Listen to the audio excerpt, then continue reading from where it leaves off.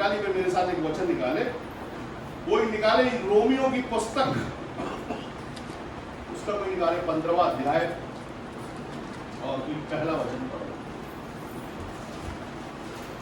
अतः हाँ, हम बलवानों को चाहिए हाँ, कि निर्बलों की निर्बलताओं को सहे, हाँ, ना कि अपने आप को प्रसन्न करें। हालेलुया। क्या करें? किसको चाहिए? बलवान। कौन बलवान? हम सब बलवान हैं। हम बलवानों को चाहिए लिखा है। हम किसको लिखा है? हम बलवान। जो विश्वासी है, जो मसीही है, वो कैसे है? बलवान। इसका मतलब बलवान तो है, कमजोर नहीं है, दुखी नहीं है, परेशान नहीं है, श्राप में नहीं है, बंधन में नहीं है, कहते हैं बलवान है। मसीही बलवान होते हैं। क्यों? क्योंकि उनके पास पवित्र आत्मा का सामर्थ होता है, उनके पास यीशु मसीह होता है जो जीत के उस समय लेके चलता है। मतलब मसीह जो विश्वासी है वो कैसा है? बलवान। और जो खुद को बलवान नहीं समझते तो आज से समझने लगना। आमेन। अगर आज तक खुद को बलवान नहीं समझते तो खुद को बलवान समझो। हम मसीह में बलवान हैं। आमेन।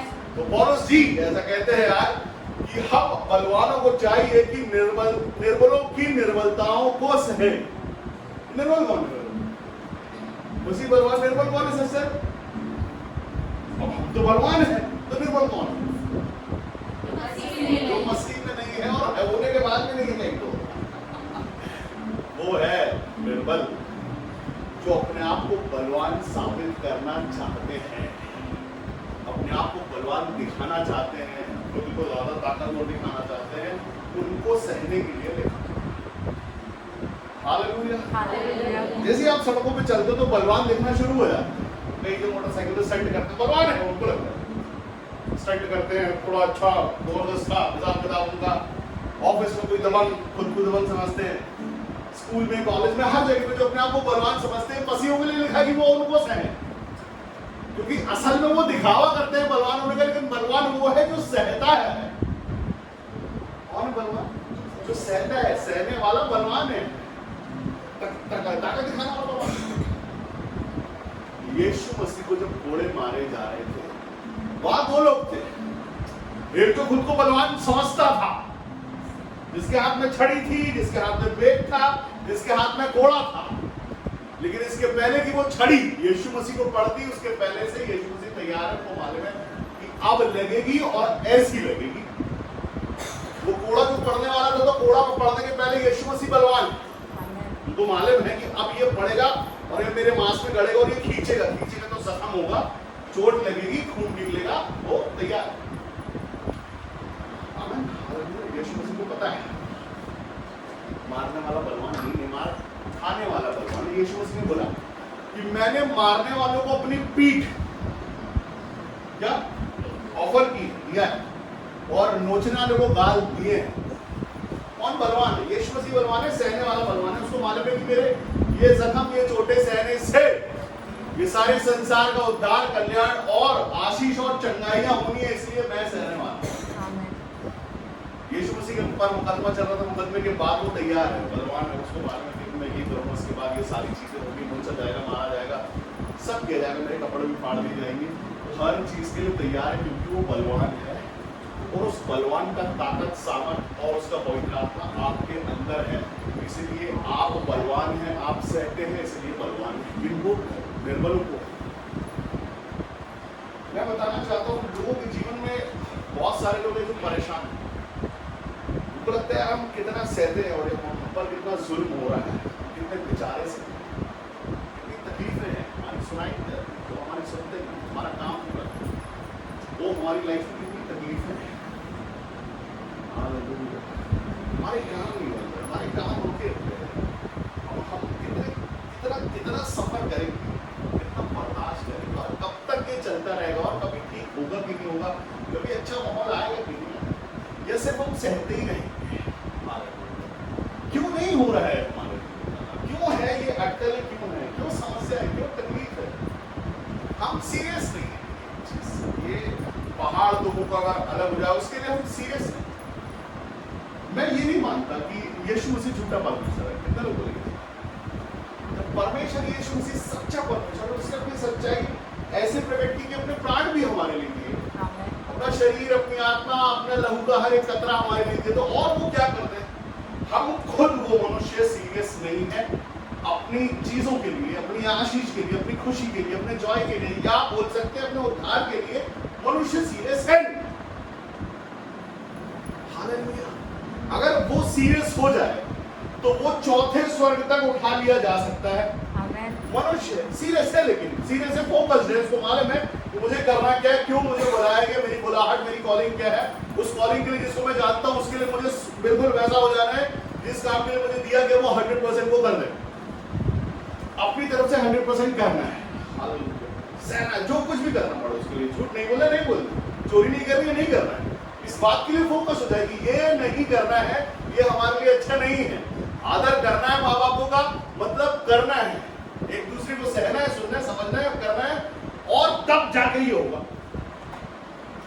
जिस दिन बपतिस्मा लिया था उस दिन हमने ये सोचा था ये संसार आज से हमारा नहीं है, क्योंकि मसीह ऐसा कहता है कि ये संसार ने मुझसे बैर किया या तुमसे भी करेगा।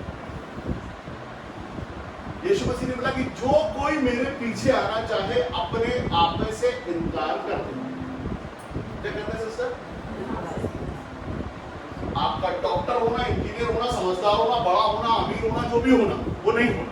अगर वो है तो मेरे पीछे आओ, नहीं तो मत आओ। साफ बात है कि मेरे पीछे आना चाहो तो अपने आप से इनकार कर दो और अपना रोज का कुछ साफ बात है, कुछ मिलावट तो नहीं, कुछ छुपा तो नहीं है। यीशु मसीह ने कुछ छुपाया तो नहीं, हमसे बताया ना, तो बताया ये करना है, ये नहीं करना। रोज कुछ अगर उठा सकते हो तो मेरे पीछे आना, नहीं तो मत आओ। संसार तुम्हारा इंतजार कर रहा है, उसी में मिल जाओ, खुश हो जाओ और मसीह से दूर हो जाओ।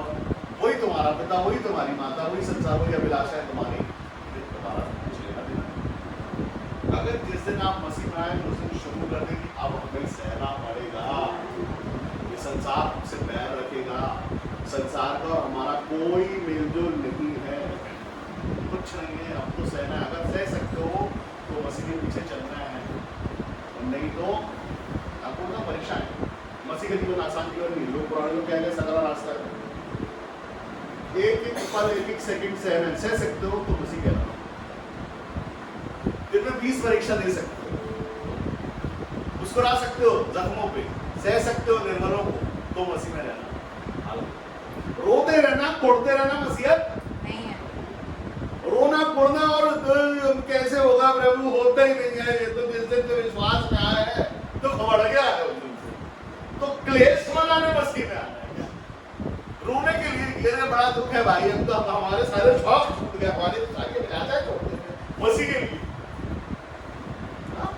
कुछ खुशियां ही नहीं है मसीह में, तो सिर्फ दुख है, और दोस्त रिश्तेदार सब छूट गए प्रभु। अब तो हमारे अच्छे वाले तो हमारे साथ आते पीते उठते बैठते थे, अब तो कुछ बचे ही नहीं। क्या है आप मसीह में? अगर मसीह में आनंद नहीं पाते हो तो मसीहत सही है क्या तुम्हारे जीवन के लिए? मसीहत सहने का नाम है क्या? निर्मलों को अगर मसीह में रहेंगे, हमको ये लग रहा है कि हमारे जीवन में खुशी नहीं है, आनंद नहीं है, कुछ ये नहीं है, क्या करें क्या नहीं करें, तो मसीहत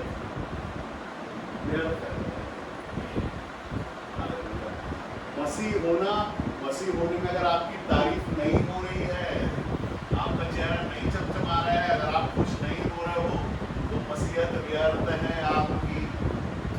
अगर आप सिर्फ दुख बताते रहते हो, तकलीफ बताते रहते हो, मांगना करते रहते हो, लिस्ट पे टिके ही लगाते रहते हो कि क्या क्या हो गया, बाकी क्या क्या है, तो मसीहत जिस दिन यीशु मसीह में आओ उस दिन सोचोगे हम पृथ्वी पर और ये सारे संसार में मर गए।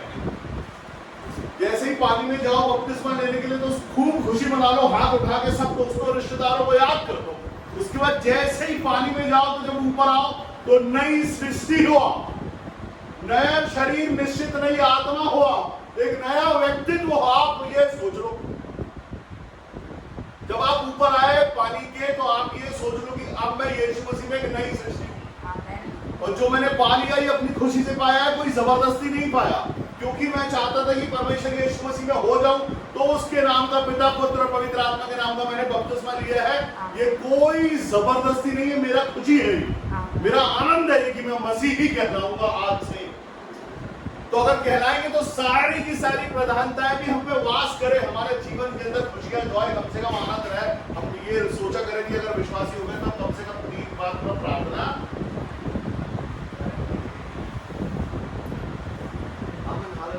तब तो परमेश्वर आपको पहचाने, तब तो लिखा अपना हाथ अपना नाम उसके हथेली पे ढूंढ पाओगे बंद आंखों के साथ आनंद मनाते हो। जब परमेश्वर का आनंद नहीं पाओगे, उसकी नजदीकी में नहीं रहोगे, दुख में ज्यादा कैसे आनंद, कैसे उसके करीब पहुंचोगे, कैसे होंगे तुम्हारे जीवन के काम, और कैसे तुम होंगे आशीष पे आशीष के भागी और अनुग्रह पर अनुग्रह के भागी कैसे।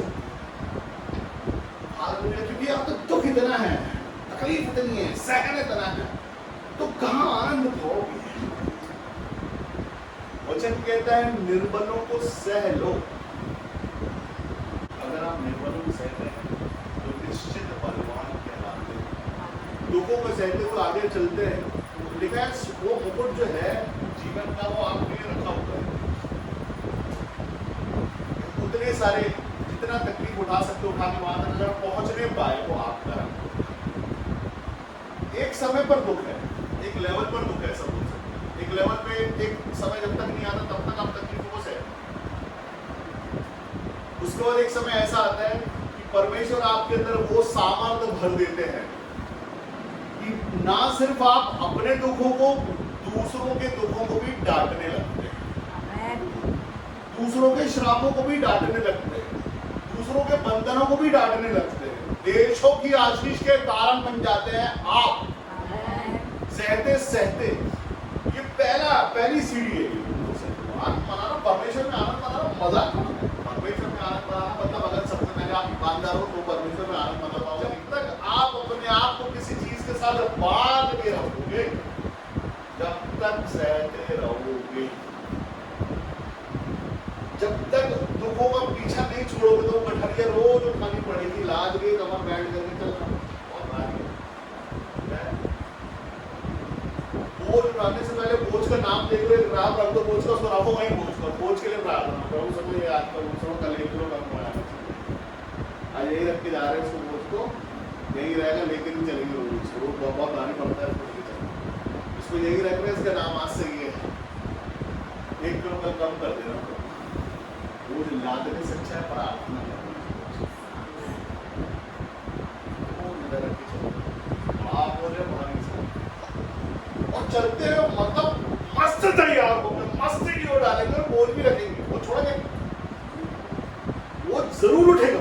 कहीं जाने से पहले वो गठरिया सब अच्छे हो जाओ, सोचोगा ये बोझ दिखने लगे, अच्छा तैयार में बढ़िया, और सर के पर बांस मार दी गठरिया एक कैसे देखेंगे। मर्सिडीज बेंज ने लौटा बैटरी से रुपए जेब में भरी हुई शौक से, क्या लोग है ब्रांडेड कपड़ों पे इतनी बड़ी जेबों में दुख भरा है, कैसे लोगों को। यीशु मसीह ने बोला है कि उठाना है, उठाना है, उठानी है, तो ऐसी वाली उठाना जो जरूरत की है, ऐसा दुख जिसका कोई सरपैर ही नहीं है, ऐसा दुख जो खत्म होने का ही नहीं है, ऐसा मनुष्य जो बदलने का ही नहीं है, ऐसों का दुख और बंधा हुआ तो चल रहा और रस्सी से खींचता चला आ रहा है,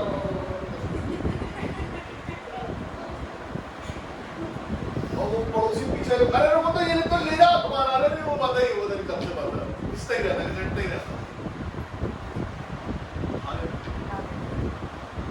यीशु मसीह का पृथ्वी पर आना योजना, यीशु मसीह का पृथ्वी पर आना, कोड़े खाना, चाटे खाना, गाली खाना, बेइज्जती करवाना, वो सब कुछ वो जो सह रहा है वो हमको सहना नहीं पड़ता, हम उतना नहीं सहते, हमको सिर्फ सहना अपने आप को, अपनी अभिलाषाओं को जो हम पर भारी पड़ने की कोशिश करते रहती है हर बार। यीशु मसीह ने जो सहा वो उसके लिए सारी सृष्टि ने उद्धार और छुटकारा, आशीष और चंगाइयां पाई है। इसके पहले कि उनको मुकदमे से घसीट के ले जाया गया, उनको मालूम था कि अब सजा का प्रावधान है यहाँ पर, अब ये कपड़े फाड़े जाएंगे, अब ये चाटे मारेंगे, अब ये दाढ़ी नोचेंगे, अब ये थोड़े मारेंगे, अब हम आएंगे।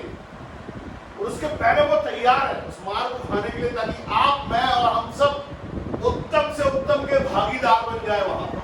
आमेन। हमने नहीं सजा उठाई, सजा उसने उठाई, लेकिन उसके लिए आशीषित हम हुए हैं। वो श्रापित हुआ ताकि हम आशीषित हो जाए।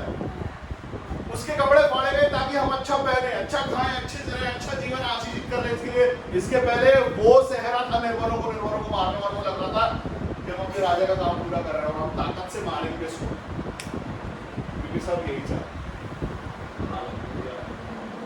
उसके बदले में वो तैयार है से पहले से अपने पैरों को जमा के खड़ा हुआ कि मैं गिरूंगा नहीं, मानेगा। लहू की धार बह रही है। मालूम है इसके पहले कि जब काट उसी के सामने बनाया जा रहा था वो मुकुट काटने का, तो देख के उसको मालूम था कि मेरे सर का साइज इतना बड़ा और छोटा है, रखेंगे कैसे रखेंगे, लोग पक्का मारेंगे। और वो 4-4 इंच के वो है काटे। पता है सहना, हम क्या सहते हैं, कौन सा दुख सहते, और ऐसा कौन सा दुख इतना बड़ा है उस दुख के आगे, लेकिन वो भी दुख नहीं है। वो हमारे लिए आशीष गिनी गई, उसकी एक एक चोट है, एक एक जख्म, एक एक दुख। उसकी देह भी जब क्रूस पे थी, प्राण त्यागने के बाद, उसके बाद भी भाले से मार के चेक किया गया था कि मर गए। सब कुछ हम कैसे, कौन सी बातें, लोगों की बातें हमको बुरी लगती है, ताने लगते हैं, ताने मारता है उसको सहते हैं, वो उतर करता है उसको सहते हैं। शिकायतें हमारी मुसीबों में, ये शिकायत है कि हमारी अच्छी नौकरी नहीं, ये शिकायत है कि हम अच्छे दिखते नहीं, ये शिकायत है कि हमारे रिश्तेदार हमारे साथ अच्छा व्यवहार नहीं करते, ये शिकायत है कि मेरी मम्मी ऐसी, मेरे डैडी ऐसे, मेरे भाई ऐसा, मेरी बहन ऐसी। बस ये है शिकायत है, हम ये सहते हैं इसी में। ओके, अगर सहना है तो सहने के बाद एक नया जीवन आशीष का आपका इंतजार कर रहा है। एक से ऊपर नहीं जाना चाहते क्या मसीहा, एक से ऊपर जाना है, हो गया, जी चुके। सिर्फ यही थोड़ा ना रहना है, अपनी तरक्की देखो। अगर आप मसीह में हो और तरक्की नहीं कर रहे हो, अगर हालेलुया, अगर आप मसीह में हो और तरक्की नहीं कर रहे हो तो क्यों नहीं कर रहे हो, ये चेक करो कि क्यों नहीं जा रहा हूं आगे मैं, क्यों मेरे जीवन में कुछ नहीं हो रहा है, क्यों सिर्फ दर्शन से खुश हूं, क्यों पवित्र आत्मा का सामर्थ मुझसे बात नहीं करता, क्यों दूध मुझे दिखाई नहीं देते, क्यों मैं बीमार रहने लगा हूं आजकल, क्यों तकलीफ है, क्यों समस्या है, क्यों सताव है, क्यों परेशानी है, क्यों है ये। हालेलुया, हम तो उस परमेश्वर की संतान है, तो सामर्थी परमेश्वर, सृष्टि को रचने वाला परमेश्वर है, वो हमारा पिता है। हम उसकी संतान है और कांटेक्ट नहीं है, बहुत समय से बात नहीं हुई, ऐसा कैसे होगा, हमारी बात नहीं होती, हम दर्शन नहीं देख पाते, हम दुखी रहते हैं, हम दर्द में रहते हैं, तकलीफ में रहते हैं, कमजोरी में रहते हैं, कभी घटियों में रहते हैं। क्यों रहते हैं, क्यों उत्तम से उत्तम तुम्हारा नहीं हुआ, क्यों नहीं हुआ, क्या कनेक्शन है, कहाँ चूक हुई, कहाँ रुके हैं। जब आप पवित्र शास्त्र खोलते हो तो क्या सोच के खोलते हो, अपने सवालों के जवाब के लिए, या इसके हम आज ऐसा रैंडमली खोलेंगे, आज हम इसमें कुछ जवाब नहीं ढूंढेंगे, आज हम सोचेंगे परमेश्वर कुछ बात करने वाले हैं। और कोई अगर सच में चैलेंज करो इस बात को, अगर सच में परमेश्वर मांस कूदे को जांचने वाले हैं और मेरा भी कुछ जान पहचान परमेश्वर में है, तो मेरे मन में इस समय क्या चल रहा है वो आप जानते हो प्रभु। और अब मैं पवित्र शास्त्र खोलूंगा और उसका जवाब यहाँ मिलेगा तो मैं घुटनों में जाऊंगा, मैं रोऊंगा आंसू से कि क्या बात है प्रभु, सच में ये सच बात है कि आप जानते हैं मेरे मन में क्या चल रहा है, आप मेरे दुखों को जानते हो, मेरी तकलीफों को जानते हो, मेरे सवाल को भी जानते हैं। हालेलुया, कि मैं क्या पूछने वाला हूँ ये आपको पता है, कि अपने अंदर से लाओ, अपने अंदर से सोचो कि हाँ मैं चाहता हूँ, मेरे को चाहिए जवाब, नहीं चाहिए पड़ोसी, मम्मी डैडी दोस्त रिश्तेदार, हाँ ठीक है नहीं कहूँगा कि तो बात आज से मुझे जवाब चाहिए, और ये भी नहीं बताऊंगा कि इस समय मैं सवाल करने वाला हूँ। कैसे पता चलेगा परमेश्वर आपसे प्रेम करता है, अकेले में ही पता चलेगा। वो बता देगा कि तुम परमेश्वर प्यार करते हैं, मैं बता दूंगा नहीं, हमको जानना है इस बात को, इस बात में सच्चाई कितनी। अगर परमेश्वर हमसे प्यार करते हैं तो करते तो दिखाओ ना प्रभु हमको, एक बार चैलेंज करते ना, दिखाओ हमको, जवाब दो ना। आज नहीं दोगे, आधे घंटे बाद देना, 1 घंटे बाद देना, शाम को देना, सुबह देना। क्यों सीरियस नहीं है इस बात को? एक बार नहीं जवाब नहीं आ रहा, 3 बार देखो जवाब नहीं आ रहा, 4थी बार देखो, 5 बार देखो, 10वीं बार देखो, देखो ना, बैठे रहो, उठो मत से प्रार्थना कर रहे हो, प्रेजेंस से निकलने कितनी ताकत तुम्हारे घुटनों में से हो। आज बैठ लो, आधा घंटा, 1 घंटा, 2 घंटा, 3 घंटा, 4 घंटा, 5 घंटा, 6 बजे तक है ताकत। हम कितने सीरियस इस बात के, परमेश्वर अगर आप चाहते हो परमेश्वर आपसे बात करो, कर ले, तो कितने सीरियस हो इस बात के लिए, इस प्रार्थना के लिए कितने सीरियस हो, किसी भी प्रार्थना के लिए कितने सीरियस हो, ये हो जाए कितने सीरियस हो, कितना टाइम है आपके पास। हर काम करने के बाद टाइम है क्या बैठ के इंतजार करने का, परमेश्वर के साथ बात करने का भी आज मैं चाहता हूँ, मैं सुनना चाहता हूँ बात से। मैंने जिस तरह से परमेश्वर ने चाहा, चेक किया, जैसा भी चैलेंज मैंने किया, मैंने बोला मैं आवाज सुनना चाहता हूँ तो मैंने आवाज भी सुनी है, मैं दर्शन देखना चाहता था, मैंने दर्शन भी देखे, मैंने चाहा कि मेरा हाथ छू के बोलो वो भी देखा, मैंने सब चीज, और परमेश्वर को सच्चा पाया हर बार। परमेश्वर सच्चा है, दयालु है, प्यार करने वाला है। हमारा प्यार सच्चा है क्या परमेश्वर के लिए? हम सच में परमेश्वर से प्रेम करते हैं क्या? सच में परमेश्वर चलता है क्या दिमाग? सच में इतने सीरियस है कि मिलके ही छोड़ूंगा, मैं तो देख के ही छोड़ूंगा। मेरा उद्धार तो होना है, मेरी चकाई तो होनी, मेरा छुटकारा तो होना है, मुझे तो बात करनी है। कितने सीरियस हो? नहीं हो तो हो जाओ। हमारी ईमानदारी परमेश्वर सबसे ज्यादा प्रेम हमारी ईमानदारी से करते। ये जरूरी नहीं है। मैं आपको बताना चाहता हूँ कि आप 1 महीने में परमेश्वर पालो, 1 साल में परमेश्वर पालो, 10 साल में परमेश्वर पालो, 1 सेकंड में पालो। ये ईमानदारी है। सिर्फ हमारा परमेश्वर को बात करने की हम चाहते हैं, वो बात करना चाहते हैं। और किसी से संभव है, बहुत इजीली चीजें हो सकती, लेकिन कितने सीरियस हो सहने के लिए, कितने सीरियस हो दुख के लिए, कितने सीरियस हो तकलीफों के लिए। ये इसका एक टाइम बना दो।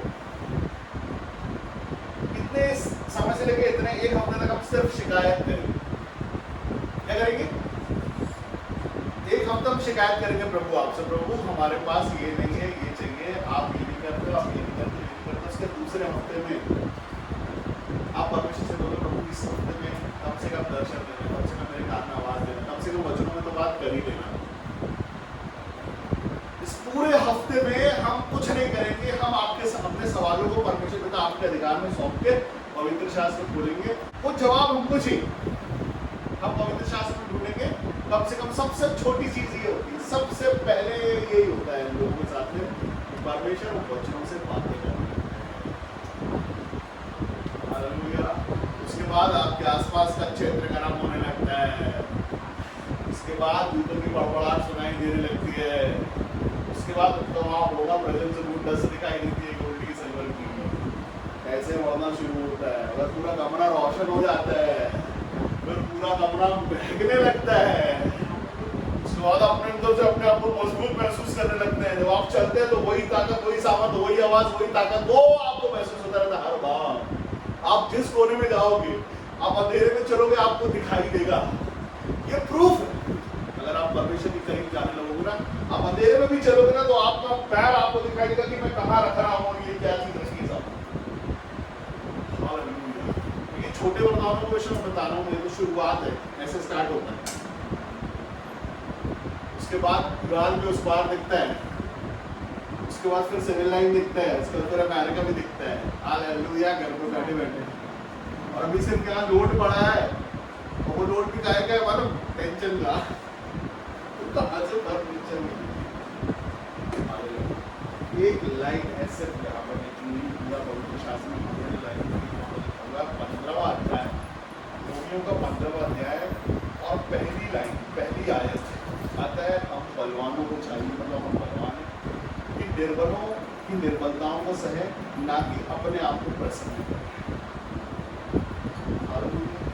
हमको अगर हमको लगता है हम बड़प्पन दिखाना चाहते हैं, अपनी खुशी दिखाना चाहते हैं, तो वो छोड़ा जा सकता है। हर बार खुद को प्रसन्न नहीं करें।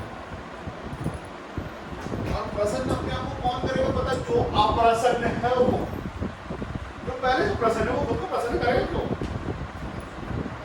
आनंद, जो अंदर से खुश है, आनंद में है, परमेश्वर की उपस्थिति उसके अंदर भरी है, वो खुद को प्रसन्न करेगा। क्यों? क्योंकि तो प्रसन्न है ना।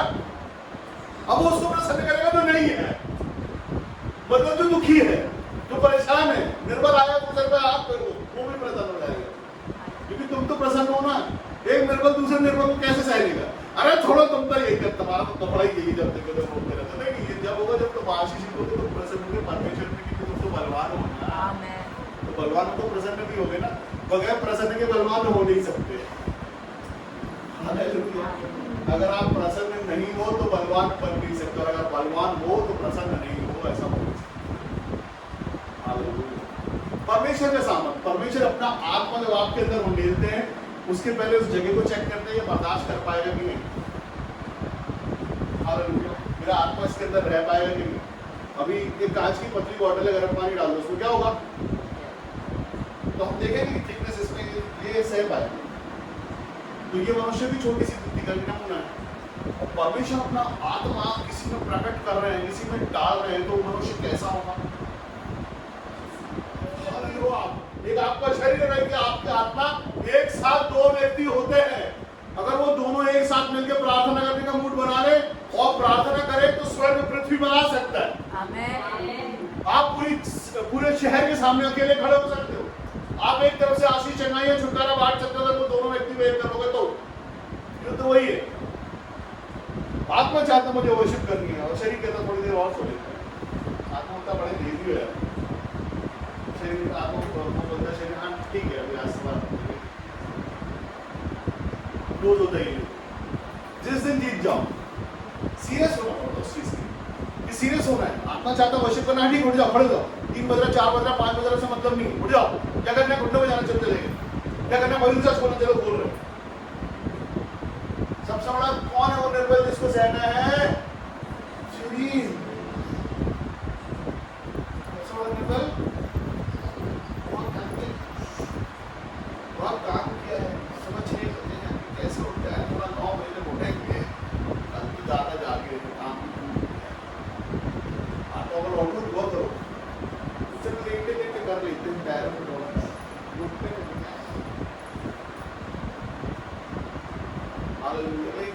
करवट में ऐसे ही कर ले। प्रभु प्रभु बड़ा धन्यवाद है। सबसे पहले भाई मम्मी पापा दोस्त रिश्तेदार बाद में होगा। निर्मल पहला निर्मल को सहलो वो। इससे अगर जीत गए ना तो सारे संसार को जीत गए। पहले यही युद्ध लड़ दो, शरीर आत्मा। जैसे लगने लगे आत्मा बलवंत हो रहा है, मतलब काम चालू हो गया है। बोलता उठ जाओ, मतलब उठ जाओ, बोलता बोलने पे चले जाओ तो चले जाओ, बोलता गीत गा लो बोलो बोलो। वो क्या बोलेगा, ये क्या बोलेगा, पड़ोसी दोस्त रिश्तेदार हस्बैंड वाइफ मम्मी पापा भाई बहन वो क्या बोलेंगे से मतलब नहीं है। वो क्या बोल रहा है इस समय। कब लोगों पर पवित्र आत्मा प्रकट होता है मैं आपको बताऊं। आत्मा अंदर से बात करता है प्रार्थना के लिए, उसको तकलीफ है, वो चाहता है प्रार्थना करे, करो प्रार्थना। नहीं करते हो तो तुम सबसे पहले उसको दबा डालते हो, वो पवित्र आत्मा को फूस देते हो नीचे की तरफ। नहीं हम नहीं करेंगे, अभी तो हमको गुस्सा करना है, अभी तो चिड़चिड़ाना है, अभी तो ये काम, अभी तो बीच में निकालना है, अभी तो दबाने की चीजें करनी है। आत्मा को दबा देते हैं।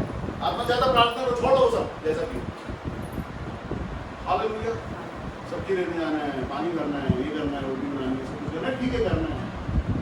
कौन कहता हाथ को रोको बनाओ ना रोटी, अन्य भाषा रोटी सब्जी बना कर सकते हैं। सबसे पहले खुद को सहना, अपने शरीर से वो करवाने लग जाए तो आत्मा चाहता है ये करने लग जाए तो वहां से चीजें शुरू हो जाएगी। पता नहीं चलेगा कब हम मुस्कुराने वाले लोगों में शामिल हो जाएंगे। लोग जो देख के भागते थे वो सामने आने लगेंगे। जो देखो अरे वो आ रहा है दुख बताने के लिए, जब आप आनंद मना लो, आपके चेहरे पे आनंद दिखने लगेगा तो वो बिठाएंगे अपने घर में, ज्यादा समय आपके साथ बैठेंगे, आपसे सुनना चाहेंगे। तुम कुछ बोला करो, कुछ बोलते हो अच्छा लगता है, उससे हमारी आत्मा की तरक्की होती है। चलो मिलकर 3-4 लोग करते तो सबकी तरक्की होती है। क्यों हर दिन मांगना, क्यों हर दिन रोना, क्यों हर दिन दुख बताना, क्यों हर दिन तकलीफ बताना, क्यों हर दिन कमी बताना। कब तक ये, कब तक शिक्षा, कब तक एक्शन नहीं। हालेलुया शिक्षा शिक्षा शिक्षा एक्शन वो सीखते हैं हम। वो पत्थर लिया उसने तो आगे ऐसा मारा तो तोड़े, देख रहे हो रहा है अभी उसने रॉड पकड़ी कर तुम्हारी बैंड कर दी। तुम कब करोगे? वो दुआ करता है कुछ हो जाता है, कहता है हमारी भाषा रिलीज हो जाती है तो अपने कपड़ों को आगे देता लोग भीड़ गिर जाती है। तुम कब करोगे? अंदर से कब महसूस करोगे? छोटी छोटी चींटियां रहेगी या सलसलाहट के साथ तूफान चला करेगा? हालेलुया। तब तक सिर्फ आनंद चाहिए। तुम करो हमको आनंद मिले, तुम करो हमको आनंद मिले। तब तक हम अपना आनंद जनरेट नहीं कर पा रहे। जिस दिन अपना आनंद अपने अंदर से जनरेट करने लग जाओगे, हालेलुया, मैं प्रार्थना करने जा रहा हूँ, मैं आनंद से भरूंगा, पैर से लेकर सर तक मैं बिल्कुल सब बना जाऊंगा। ये खुद करो। पावर हाउस है अंदर पवित्र आत्मा, बहुत दहाड़ में बोलने वाला, तेज चिल्लाने वाला, बहुत सारा आनंद मनाने वाला और अपने आनंद में सब कुछ देने वाला, लेकिन किधर वो स्विच ऑफ है, उसमें बैटरी नहीं है। क्या है वो? एक्टिवेट कब होता है? जब 4 लोग जहां वर्शिप कर रहे होंगे वहीं अगर मैं जाके खड़ा होगा तो ही एक्टिवेट होगा मेरा वाला। ऐसा तो सही नहीं है। बैटरी बदल दो उसकी आज। हालेलुया। जरूरत नहीं है कि बहुत सारे लोगों को में एक्टिवेट हुआ। मैं जब करूंगा तो 100 लोग होंगे एक्टिवेट। अभी मैं कुछ बोलने वाला हूँ और अब ये हिलेंगे, उसमें मजा है। अभी वो बोलेगा मैं यहाँ हिलूंगा, मैं मजा नहीं है। अभी देखो मैं बोलने वाला हूँ, तैयार हो, मैं बोलूंगा तो वो कहाँ है? वो अंदर, वो इधर हमेशा आत्मंदर हमको मिला हुआ है, हमने पा लिया, हमने यीशु मसीह पाया हुआ है। हमने चंगाइयाँ देखी, हमने छुटकारे देखे, हमने अद्भुत काम देखे, हमने दर्शन देखे, हमने प्रकाशन देखे, हमने परमेश्वर की उपस्थिति में छूटे। हम जानते हैं उसकी प्रेजेंस कैसी हो। अगर जानते हैं तो क्यों रहने नहीं देते खुद के अंदर में?